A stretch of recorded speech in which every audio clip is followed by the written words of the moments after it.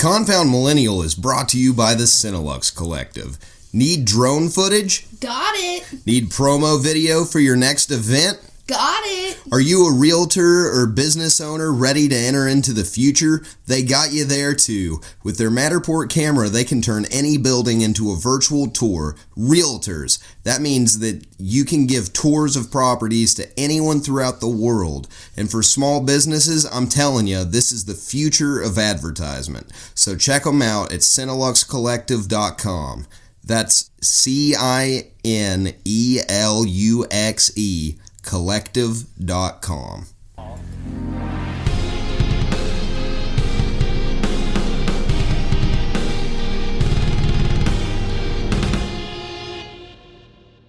And welcome to the Confound Millennial, starring Steven Stirvin Michaels, featuring Jarrett the part-time Bear Miller, and special guest Andrew Bozymowski of Capstan. Quite the sight for sore eyes, isn't it? Watching my stability fall apart, highlighting my imperfections as a work of art. I just don't think I can make things work like they did before. This comatose state won't be.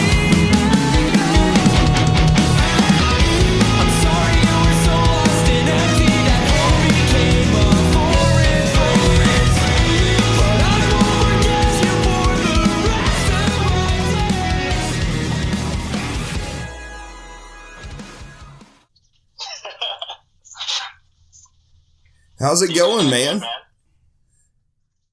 good. You actually pronounced my last name very, very well. Yeah, how many different pronunciations do you get of that, like, per day? Well, I think there's a reason people just call me Boz. Andrew obviously is my first name, but I grew up with like 6 Andrews, and it got really confusing when I was Andy B, and then there was an Andy P.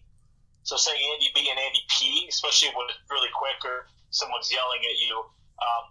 The Boz was a football player back in the 1980s, and my football coach at the time, he's like, I like the way you play. You're the Boz. And the Boz just kind of stuck with me ever since. So Bozymowski, Bozymowski are all very common, I think, the ones that come off the top of my head.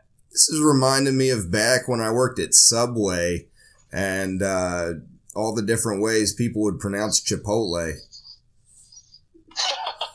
That's true. I didn't know that there was too many of them, though, but I'm sure you hear a lot of them. You guys are based in Georgia? Yes, we are.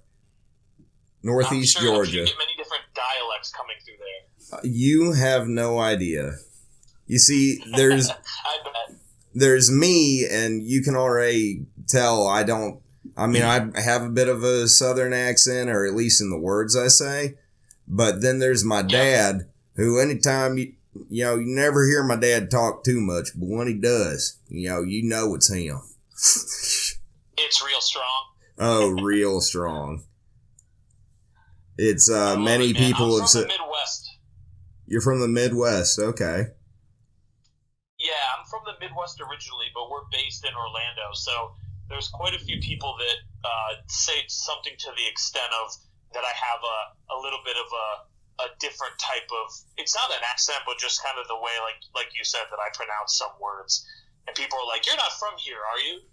And I'm like, no. They're like, that makes sense because you're way too nice. Because apparently people in Florida are mean. Yeah. True. Very true. Yeah, that's the consensus in this room. Yeah, we just get people from all over here, especially Orlando nowadays. Mm-hmm.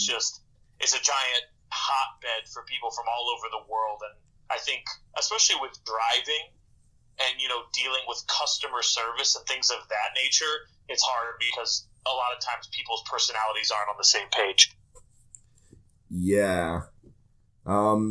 You said you're from the Midwest. Is the whole band from the Midwest, or how did y'all meet? Yeah, That's a great question. So Joe is actually the only one from Florida, and he's from kind of the Daytona area. We met, I should say not even we, four of us are from the Midwest. And me and Harry, we were best friends. We've been best friends for over 10 years now. And I went to college at Michigan State, and then he came down to Florida to go to school. And it was very weird because he actually met Anthony, who he lived like a block and a half down the street from my cousin Adam in Detroit, Michigan. And I used to actually go see Anthony's band, actually two of his different bands, Allison's Hope and Trophy Boys, with my cousin Adam, who was friends with Anthony. And Harry knew about that band like growing up or his bands, because I told him about him, and he met Anthony down here when he came to school. Really long story short, they also had a friend, Scott, who's our drummer, and he's from Royal Oak, Michigan, but he's been down here in Florida since like before high school. And so that was the basis of Capstan being formed, was literally three guys that are in Florida that are from the Midwest. And the writing was on the wall. Like after I got done with school, I got done in 4 years at Michigan State. And it was kind of that situation where you just, kind of fate, or just like this happened by design sort of thing. Like I was, I like to think a little bit of a missing piece for them that really brought, like, okay, hey, we're going for this now. And not that they were at the time, but I got done with school a little bit before then. So I moved down the first week of 2014, and that's basically when Capstan started, as people know it today. Somewhere in there, Joe came acclimated into the band, and he's been a full-time member.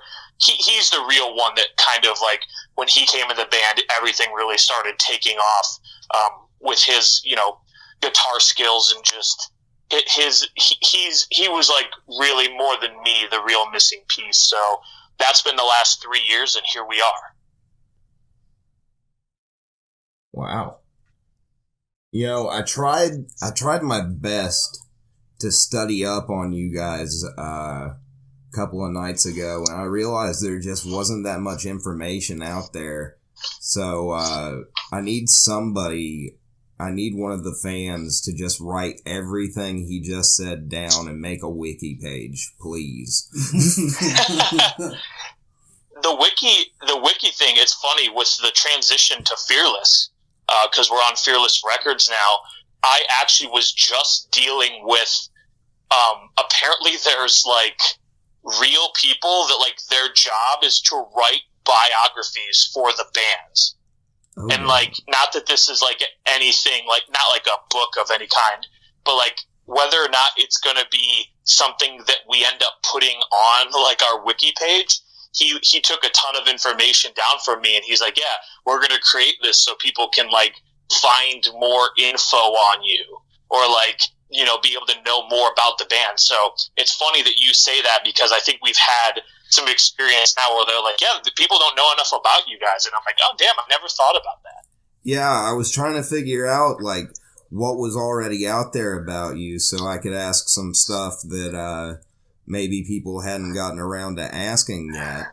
But then I was like, well, shit, I guess I can ask whatever the hell I want. There you go, man. I'm here for it. But one thing I also couldn't figure out, who writes the lyrics? Is it Anthony, I'm assuming? So it's actually a group effort. And there's, I think, a bit of confusion about that. And I think it's also one of the reasons why why our lyrics are not to say that they're more interesting or deeper or better than what you hear on a normal basis. But I think our band is just 5 guys that really care a ton about like our lyrical content. And actually, if anything, Scott and Joe, Joe really now has become a lot more hands-on with the lyrics in general, but Scott especially will just more hold us to, like, it's kind of silly. It's a funny process, but he'll, like, hold us to grammar, you know, like the tenses of, like, kind of what the ideas that we come up with, like, you know, to make sure, like, if we wrote something incorrect, you know, that's bad English, like, we kind of look that deep into it, which is really funny. But Harry, me, and Joe kind of write all the basis of words, and we, for the most part, take them to Anthony and work on, that's where melody and everything comes together. So it is a kind of an interesting, I guess, way for a band to work, but I would say our lead singer, I would say Anthony mostly he puts the emotion into what we're creating, and that's kind of like his main role, which a lot of people may not know that about us. That's really sweet, actually, and it really shows how much you put into the lyrical content. Like, you can hear it easily. I hope so.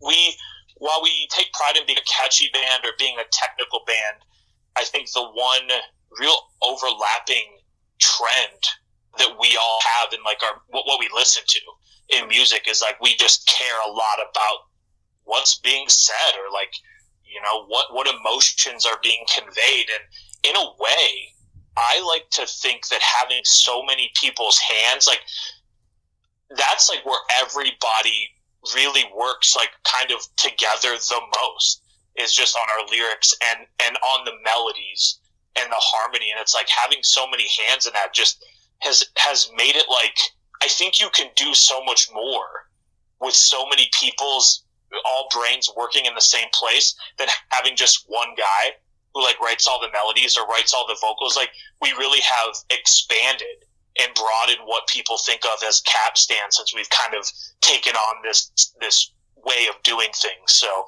it is cool. We get that that sentiment a lot from, like, what you said, and we take a lot of pride in that.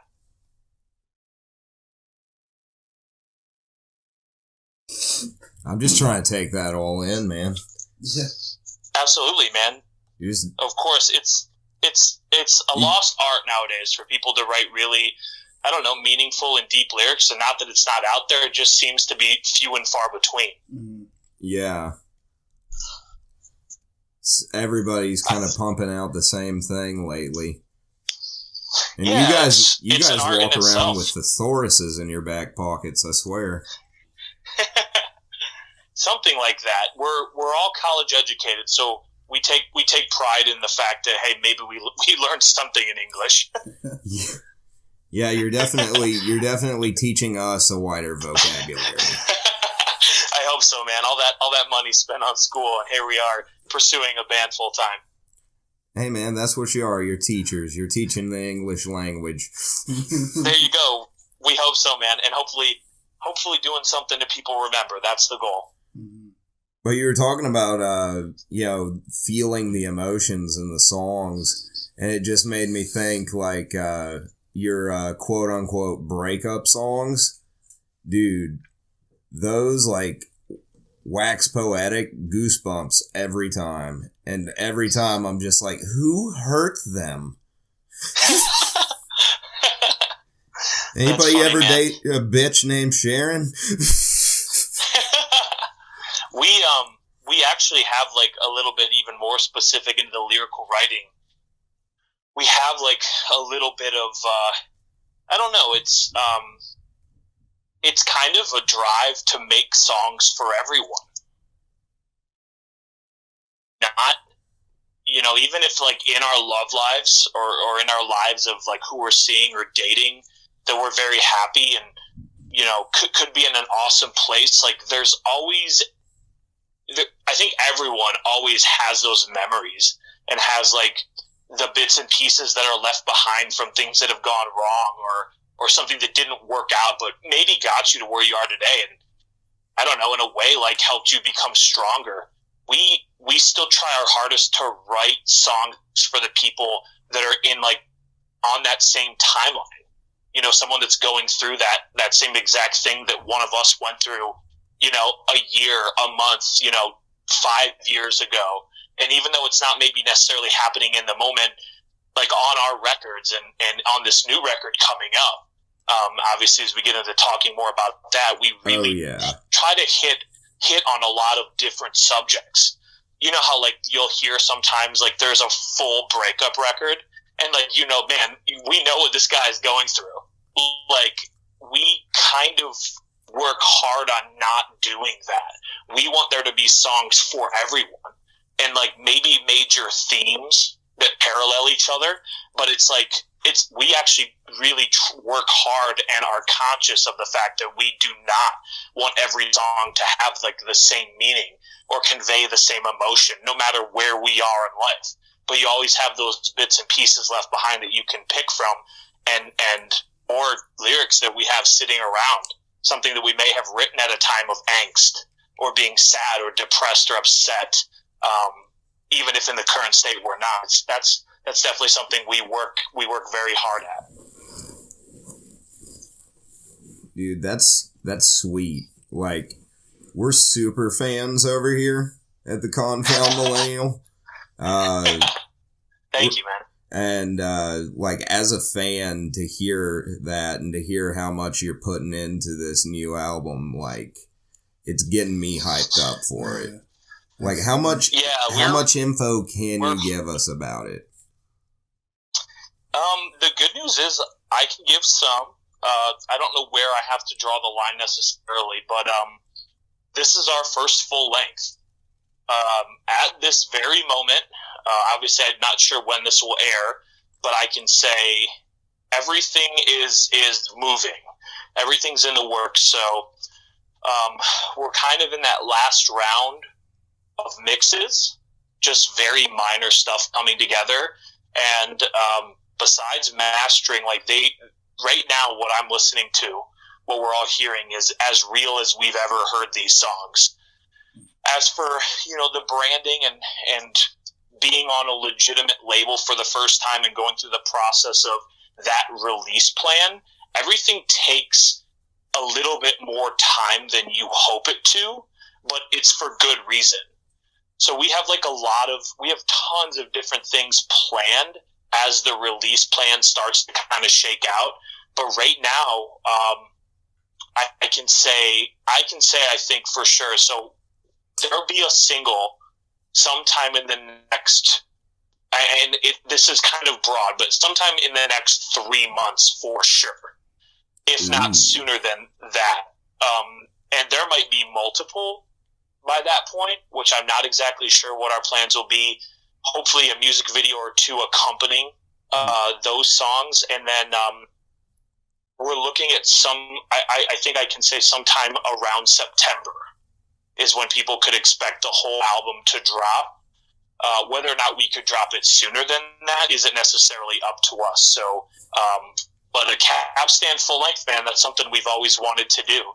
And we just haven't really we've gotten a lot of people say, like, why do you only do EPs? And what's stopping you guys from doing more? And really what it came down to was like just being at the right time.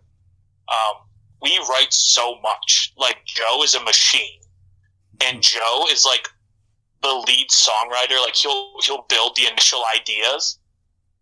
That'll come to everybody else, which we work in a program called Guitar Pro, and we'll really we'll take songs, ideas, and transform them over months. And so like songs on this record we started working on, we literally had and were working on in the studio in the wake of our Discord, like recording that, which was over 2 years ago now.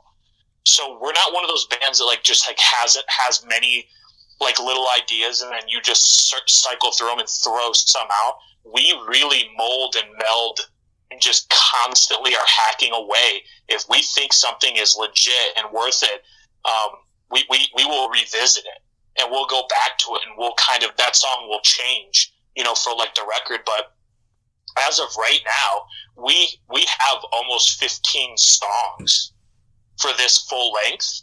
And then now it's deciding how many we're going to be releasing and how they all kind of fit together with the record as we want it to be presented.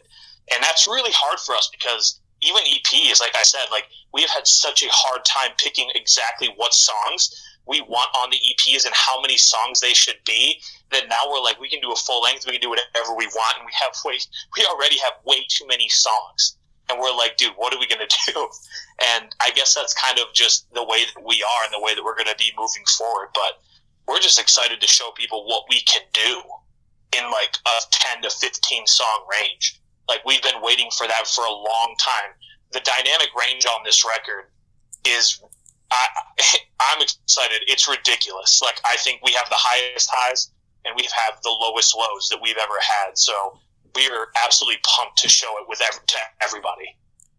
And trust us, we're excited, and we've been waiting for it too. Absolutely. Man, I can't wait to share, guys. Maybe I'll be able to get you guys a sneak peek of something. I don't know if we can do it on the podcast, but I'll talk to you guys after. Okay, that sounds good. You got it. And I'm a part-time actor, so I got to talk to you about them music videos after, too. There you go, man. Hey, we might be hiring, so we'll figure it out. Yeah. But, yeah, we've been... How many years ago was it, Jarrett, that we saw As It Is? Yeah, it was the OK USA tour when y'all played Masquerade, and there's a live video footage somebody took of it. And that's yeah, when, I remember those. They're on. I've seen them on YouTube. We were at the Masquerade. We were in the middle one, right? So Yeah, it wasn't. Yeah. It was Heaven. Yeah, I think so, because it was Heaven, Yeah. Hell, and Purgatory. yeah. Yeah, Purgatory. Yeah, is like the. We've played all three of them now, but yeah, I remember that exact date. I love that area. I love that stage, and yeah, we were opening up. What was that? There were 5 bands Something they were like that. playing, and yeah, got a great show. And you guys, that was the first time you saw Capstan. Yeah, I actually ran into you guys in the bathroom, and I forget who else was with you, but y'all were just complaining about the box wine. Well, and I decided to get you shots afterwards of Jack Daniels. Man, yeah, anytime anybody approaches us about wine or liquor or booze, we are very happy to chat. Because we are one of those bands, like, I will say it, hey, we're very careful and stuff. We just like to drink. That's all. We just like to party. And there's quite a bit of that influence in our music, too. Mm-hmm. I mean, you guys are real-life rock stars.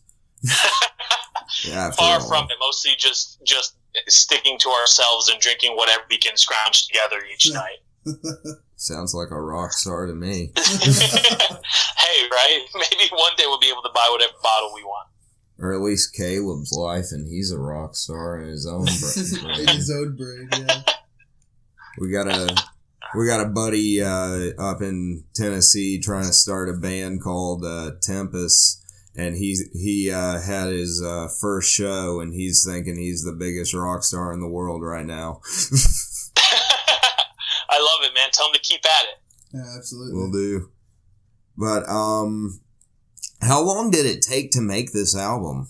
I mean, I know you said you've been like working on songs for it for a long time, but like, once you hit the studio, how long did it take? Like, how long does it take to do something like that? That's another really good question, because I think some bands, I really think some bands can do it faster, but to us it's like, we really went in like this full length with open arms. So I'll tell you one thing right off the bat is we chose to stay here at home to do the record. Now, if there wasn't someone like Andrew Wade right in our backyard, we might have gone elsewhere. And I think when you leave, I think like we left before for our first 2 EPs, and we were in Indiana. We were in Crown Point, Indiana at ABG, which is Seth Henderson. And so he's done like Knuckle Puck, Real Friends, Sleep on It, like some of our best friends of bands. And leaving is actually kind of hard, especially when you're writing a record. Some people like to get away. but like being at the level we're at, where like you're not getting paid while you're creating a record, we really needed the ability to be able to work still, like when we were at home. And we all kind of have a couple of different jobs that we do, and not having to, you know, whether or not the label or you know, any management or anyone else was going to pick up like getting a hotel or an Airbnb to stay that long. Like when you go on the road, you're spending money on like food, you know, every day. Like you're probably eating out. You're also paying for bills back home when you're not there. So for us actually being right here in our backyard, and a guy as incredible as Andrew Wade, it actually gave us the ability to work more on the record than we thought, or even more time than we had allocated, you know, with Andrew Wade and also with Fearless. We ended up doing like 7 out of 8 weeks, like over a period of 2 months, we kind of ended up working with him. And we also even did a couple of little small like edits, kind of percussive, you know, additions to songs here in our home studio. Harry has a home studio at the house that I live at. And so we kind of like, it in reality, like it was probably closer to like 8 total weeks that we got to work on this record. And I'll say the one thing about it, like it's amazing to have that amount of time. That's just pre-production and recording.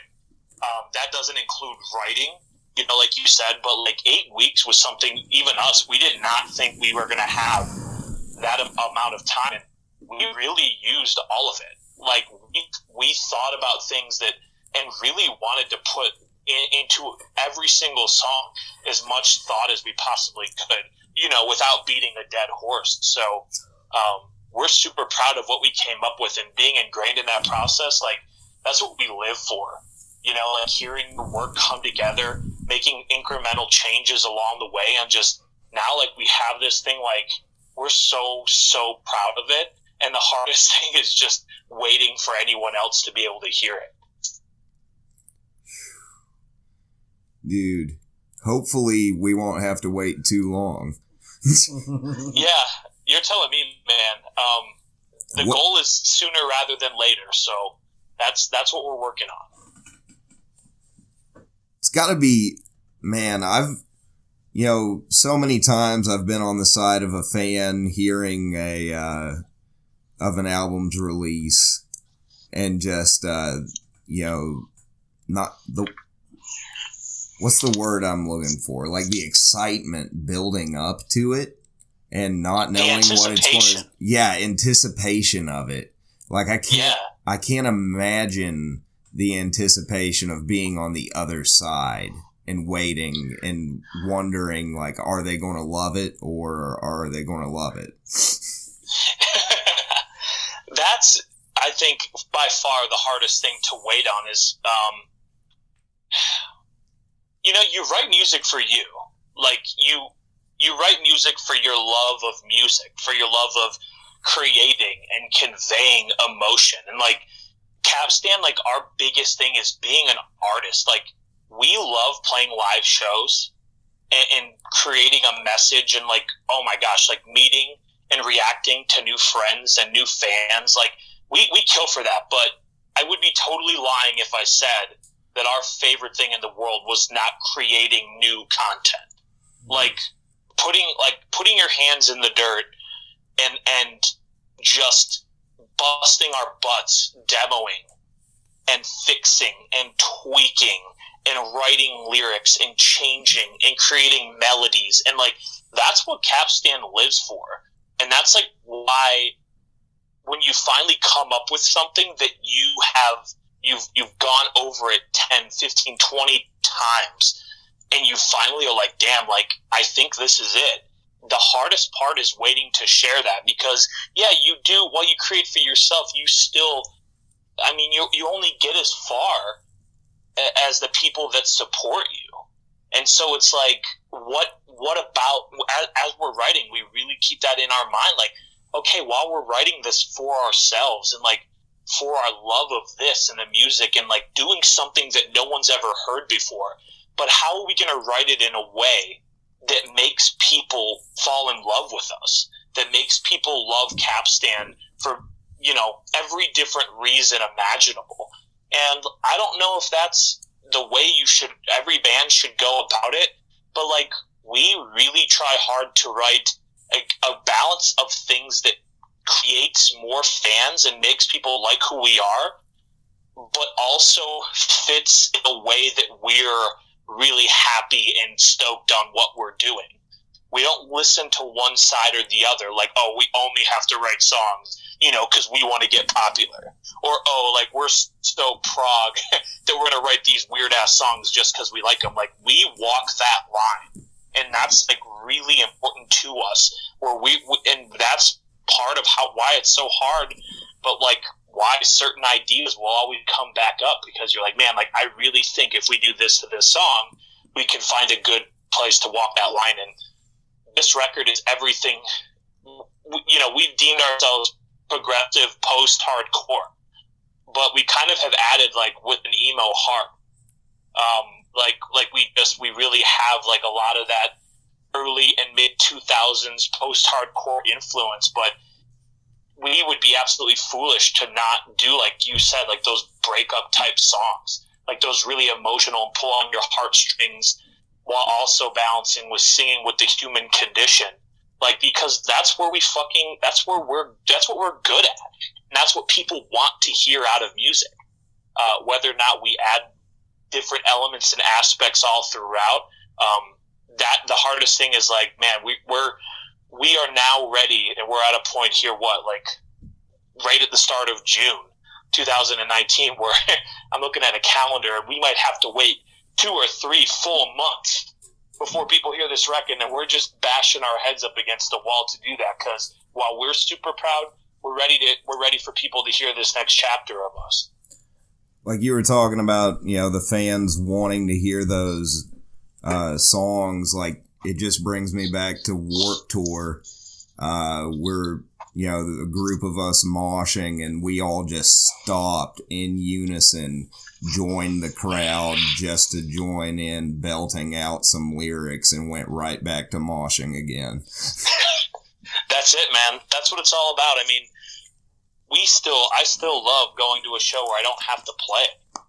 And, like, a band that you love, or a band that you just have whether or not I'm retired from moshing or not, maybe there'll be a day. There might be a day I come back out of retirement. But I just... You knocked the motherfucker out, didn't you? Actually, no. I'm just, like, a gentle giant. I like to tell people, like, I'm a big dude. But I never crowd surfed, and I was kind of bummed about that. And we had a show at Will's Pub. It was one of the first shows in Orlando. We sold out, and I kind of was high-fiving everybody in the crowd, and I kind of fell into the crowd, and everybody was holding me up, and that was the first time I crowd surfed, and I was like, man, it'd be kind of cool to say the first and last time I crowd surfed was because it just happened, So I never thought I would be that guy, but when bands Set Your Goals and 4 Years Strong, and I was young, and I was like, man, this is the kind of stuff I can get into. I wasn't a huge fan of hardcore and metal, but moshing is just about connecting, man, and feeling in the moment. It's a little bit like acting like a fool, and that's part of the fun, Dude, you get it. You have to. What kind of yeah? What kind of bands got you interested in starting your own band? Good question, because it's really hard for me to say that. I have this memory. It's one of my earliest memories in my whole life. And my uncle on Facebook, one of the reasons I still maintain Facebook is just because of family. And my uncle has posted a lot of pictures. He has tons of pictures from our whole lives, family, friends, cousins.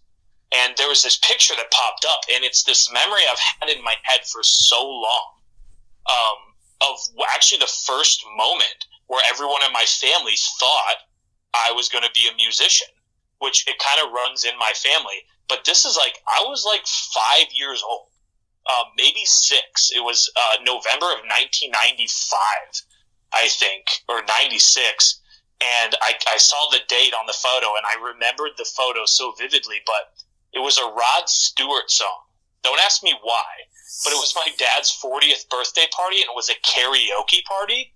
And I, like 5 or 6 year old me, thought it'd be hilarious. You know how, at karaoke sometimes they have like the blow up guitars that people like airplay and the wigs and the silly sunglasses.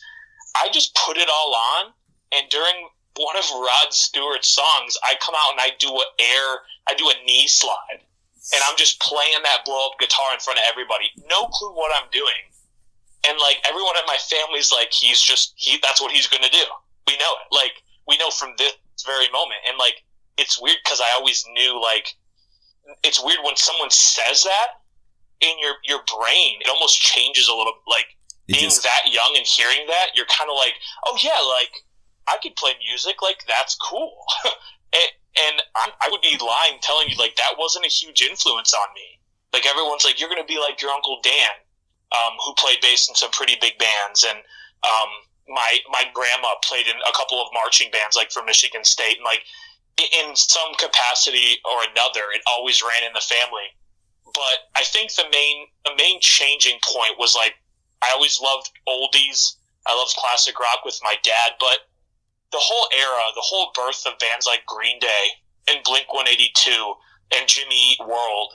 And then discovering, like, I was a drive-through records kid, discovering, like, drive-through records. And, like, there's a documentary called Riding in Vans with Boys. And it's about this band called Cut You Up. And Blink-182 and Green Day were actually on tour with Jimmy Eat World. And they put Cut You Up, this nobody band, on their bill. And they let them play outside every venue. So they were playing like sold out stadiums, and they just gave this band that had never toured before or like barely toured like this opportunity. Mark Hoppus, like they gave them a van and trailer, and like, you guys are gonna fucking go and do it. And like just those guys, like being the age of what I am now, and being like a kid watching that and being like, this isn't like classic rock, this isn't dudes wearing tights and long hair and like look at me. These are just normal, silly, a lot of times stupid, like act like everyone was a comedian, especially like Blink-182, and they're just dudes that are just doing what they love. And obviously you see the success bands like that are having. And while, the opportunity to get to that level is so slim, when you're like 12 or 13 years old, that was so impressionable. Because me and all my friends, all we did was, watch shows like Jackass, and you watched like bands like Good Charlotte and like Newfound Glory, and bands follow after Blink. You're like, damn. And Warped Tour especially, man. Once we started going to Warped Tour, man, that changed everything. And it was like, I know for a fact that I can do this. And it's like, how do you get there? And that's what I've been spending the last 15 years doing, and here we are. Dude, something about Warped Tour, you just feel alive there, man. Like, we were honored, man, to play that last Warped Tour. It's cool this year that they're doing like the multiple dates around the country, but the being able to be a part of like the last cross country run, that was a milestone I'll never forget. Just what it meant for me growing up and seeing all those bands, just finally being able to be a part of it. It was just everything we could have ever imagined and more. Warped Tour is it's talked about kind of in lore, like it's kind of like seen as like this mystical kind of like, even though it's not fully over yet, like Warped Tour is seen as like such an incredible thing. And I think obviously the music and the bands had a ton to do with that, but until you're on the inside every single day, I don't think you realize how absolutely insane that tour is for production, from the bus drivers, the bands, the people that are working just at the local venues, the rigging crews every single day, the bands like us, like, dude, we were up every single day at 7:30 or 8 a.m. and like you maybe are getting in bed by 2 a.m. because you wanted a little bit of time to like have fun and enjoy your day. But if you don't have like a team working for you, like you're setting up merch, you're talking to fans, you're figuring out what time you're playing on your stage. Literally everyone there is running around all day to make it happen. And we were actually a part of the longest stretch of Warped Tour dates ever, consecutively. In Warped Tour's history this year, we did 20 dates in a row, where I think the most was 16 without a break, like without a day off. And I think Warped Tour lives in such infamy because you literally see how they make the impossible come together every single day. And then once you've done it, once you've gone through it, once you've met those people, you just have such a bond with them. Even people that go to Warped Tour, you have a bond because you survived the day. I hate to say it, but I hate to say it, but it seems like now that type of festival doesn't work as well because people are being conditioned to sit in front of their computers and TVs, and they can get incredible content. Like, people don't want to go stand in 100-degree weather for 12 hours anymore. Like, unfortunately, that's not, like, even with music festivals that still go multiple days, you have, like, a campsite, like Bonnaroo, EDC festivals, anything like that. People, you can go back and, like, you can relax and you can take some time off. When you go to Warped Tour, it's all day. It's one day. You got nowhere to go. Like, you find whatever water you can. You're not trying to spend $8 on a Gatorade. And you're just fitting in that one day every summer trying to see, whether or not they're your favorites or brand new bands that you've ever heard of. And there was something poetic and beautiful about that bond, created. And, like, kind of like, I think that's disappearing a little bit because of technology and because of, people just they want to be comfortable. And something like that takes you from the workers to the fans attending. It takes you so far out of your comfort zone. But I think that there really just is something special, and we'll always look at that event with such high regard because you did it, and you did it every summer. And maybe some summers you did it multiple times. And me personally, I'll never forget the summer that I did it. And it's like, it just is that thing, man. And in a weird way, maybe was one of the main reasons I am where I am today, because I saw it and I said, that's for me.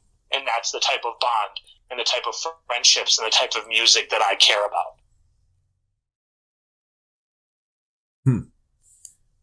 So, going off of that right after, the festival that was in Jacksonville a couple weeks ago that got, like, rained out for a couple of days or whatever. What happened with that? I saw y'all were working that, and I can't imagine, having to do with all that. That was Rockville, and Rockville's become this huge festival in Jacksonville. The good news is it didn't get rained out long. Actually, they didn't have to suspend like a full day, but they just kind of, I think it was like a 2 or 3 hour break because of thunder and lightning. And we were all there working it. It was just cool because we saw a lot of people that work on rigging or in the pits or in the crews of Warped Tour, as well as like some of the other bands that were on Warped Tour played, or bands that we really look up to. Like, I think Movements played, Boston Manor played, like some bands in our genre, as well as like some absolutely massive bands like Korn and Rob Zombie and like Parkway Drive. And so that's just a cool event to be a part of, but the goal is to play it next year or the year after. That's what we're trying to do. Yeah. You can believe if you play it, we'll be there. There you go, man. That's not too far from you guys. Absolutely. I got family that lives in Jacksonville. There you go. I know, it's actually like kind of right in between here. It's only like 2.5 hours from us. So spectacular event. They put it on every year, and it's really awesome. So hopefully we'll get to a point where you guys get a chance to see us there and we get to take part in playing. But you also you were talking about seeing the bands there that you had toured with before. Who are some of your favorite bands that you've toured with? Another good question. Josh? I'm just hitting them out of the park today, man. No, you are, man. I love questions like this because you're bringing up things that I don't always think about, and I like thinking about things that don't always come to mind.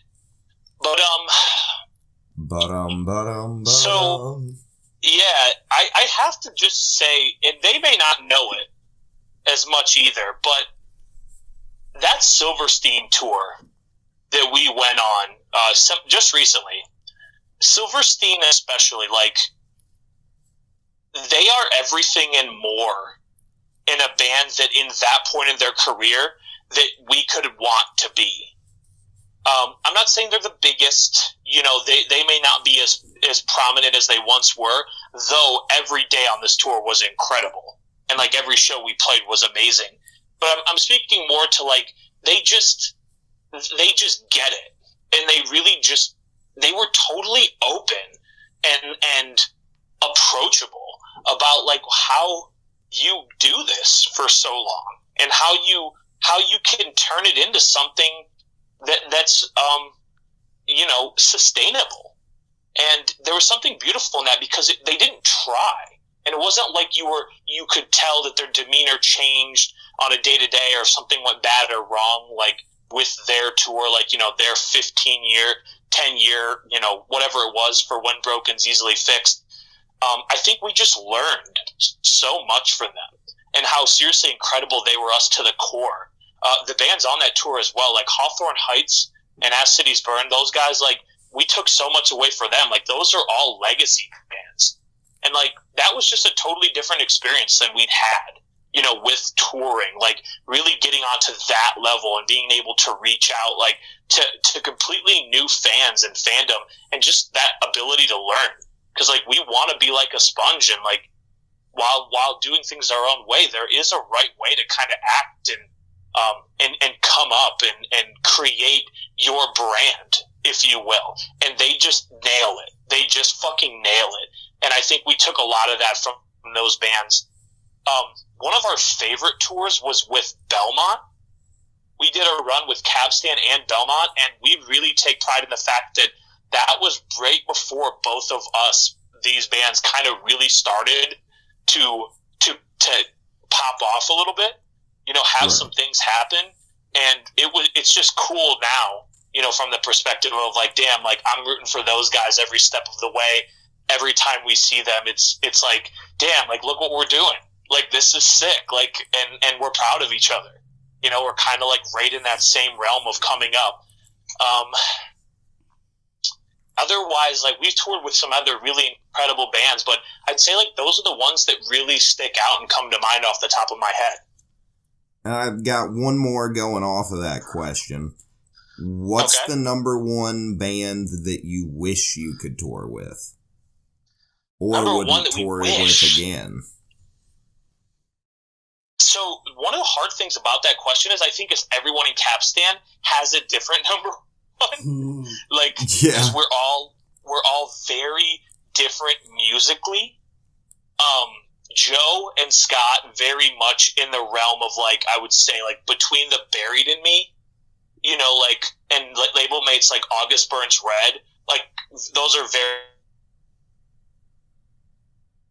very, just think with like their style of music. Joe loves like bands like The Reign of Kindo, like a lot of bands that you haven't heard of that would just be incredible to tour with. Me personally, the legacy thing, like with Silverstein and Hawthorne, is wild. Like to think about touring with bands like that. Right now, if there's like one band that's like a dream, like I almost would have to say like a Bill, and that's hard too. We would kill the tour with bands like The Wonder Years or Set Your Goals or Every Time I Die, like in that realm. But I don't know if that's dreaming big enough. Like is that as far? Like how about this? Like a band that we just, especially working with Andrew Wade, that we look up to a ton, and actually had a little chance to get to know them while we were over at the studio. Maybe one of those bands, a good dream tour, is like A Day to Remember, and kind of the realm that Capstan fits in. That would be a band that anyone in our our vein of music would dream of being. So, like, getting the chance to tour with them or learn from them means that you've done something right. Yeah. So somewhere in that triangle of bands, I would say.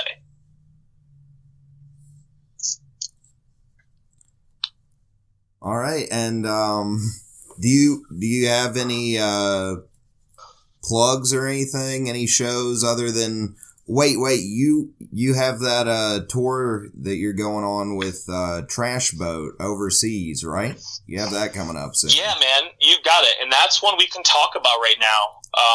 We're going on tour, our first time overseas, which is going to be it's wild to think about that music's finally taking us there, but the first 3 weeks of September, we'll be all over Europe and the UK. The full tour is with Trash Boat headlining. Obviously, they're from the UK. We'll be supporting them. And then Dollskin will be over there with us, who is both of those bands we were on Warped Tour with. Everybody's doing awesome things. So, and then in the UK will be another band playing with us called Woes. And we're just excited because that is opening up so many more new doors, to get over there. If anyone from the UK, if anyone from any parts of Europe is going to be seeing us and listens to this podcast, please send me a message, write a comment on my post of the tour flyer of this and tell me that you heard me talk about it. We'd love to see you guys out there.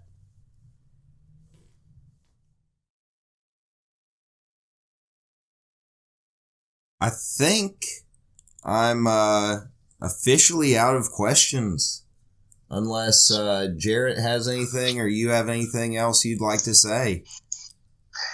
Otherwise, nothing specific besides thank you guys. I love doing this kind of thing. I hope there's people out there listening. I hope there's people that care about what you guys are doing. I hope there's people caring about what we're doing because it's really cool. And I think that music needs people like you guys. We listen to tons of different podcasts. We share tons of different podcasts. It's just a great way for us, especially as artists. You want to hear it coming from our mouths, This is the way that we do it. And I'm always ready and willing to go on more. I'm glad we could make this happen. We're all busy. We're busy people nowadays, but thank you guys for having me on your show. Yeah, we've been talking about this. I'm excited to listen to the final product. Yeah, we've been talking about this for about a month now, and man, I remember as soon as you wrote me back, I called Jarrett screaming like a little girl, just because I didn't think you'd actually write back. A little better once we exchanged numbers, because I do not have the Facebook Messenger. I always tell people, like, if you can get a hold of my email or my number, that makes it way better, because Facebook Messenger, I get so many requests and weird things, and I'm just like, it's so hard to sift through it sometimes. So I'm glad we were able to make that connection. Yeah, me too. Now we just need maybe some backstage passes, get the whole band on the show one day, huh? I had to ask. Well, we're going to figure out something. I can't speak of anything yet, but there will be passing through your guys' area sooner than you think. Ooh. So that's all that I'll say. As of right now, it's all I can say. All right. Well, that's enough for me. I know. It's like, okay. But I feel like since I got you on here, get a couple extra listeners from your fan base that I need to also shout out. You have let us use Elysian Fields as the outro to this, and I just wanted to shout out the other bands that have let us use their songs as outros that we usually use. In Her Own Words and Flint Eastwood. Check them out. In Her Own Words is a great... How would you describe them, Melissa? I don't know. Okay. Well, and then Flint Eastwood is some just really pumping drunk dance music. Love it. I'm going to have to check it out, and I love their name. Yeah, they've gone through like 5 different names, but I think they finally picked one that they've stuck with for a few years. We've learned that with Capstan. Like, it's sometimes it's hard to explain to people, but once you got something and people like, okay, they're like, that's who you are, just stick with it. Did Like, you're just gonna make it. Did Capstan have a different name in the beginning? No, but I will honestly say the name was like kind of. I think it began as something that was a little temporary, and I guess this is a cool little thing to explain to end the show. But people always ask what Capstan is or what it means, and a capstan. I kind of look at it from 2 different perspectives. Number one is obviously Harry and Anthony. They came down to Florida to actually go to school for audio engineering. And in audio engineering, especially in analog recording, the little tape spool that powers the tape deck is called a capstan. And that same type of device, I guess, is used, what people probably have most heard it from, is on old ships. A capstan is like the big thing in the dead center of the ship that the mast would be tied to. Like you would tie the ropes of the mast. And especially, like I said, on old wooden ships, it would take like 5 or 6 people to turn the capstan, and the wens would like turn the mast, so giving the ship direction. And so it started off when Capstan started with our first, I guess, I wasn't even in the band, but it was called Heavy at Heart, and it was all nautical themed. Everything in the record was a lot about ships, a lot about sailing, and like, but also those guys were. Davy Jones, they were Walker. obviously exactly, man, and they were like recording. They had that ambient recording, but what I tell people today is a capstan is actually what powers the music, and it's 5 guys that give it direction. And so that's kind of like it just stuck, and it kind of wasn't on purpose at all. But that came to mind for them then, and and we were like, once we got to a certain point, like we're gonna have to stick by this now. Yeah, that's, dude, that's sweet, and that's such a great way to describe it. It's a group effort, and we take pride in, what we do, all, one for all and all for one,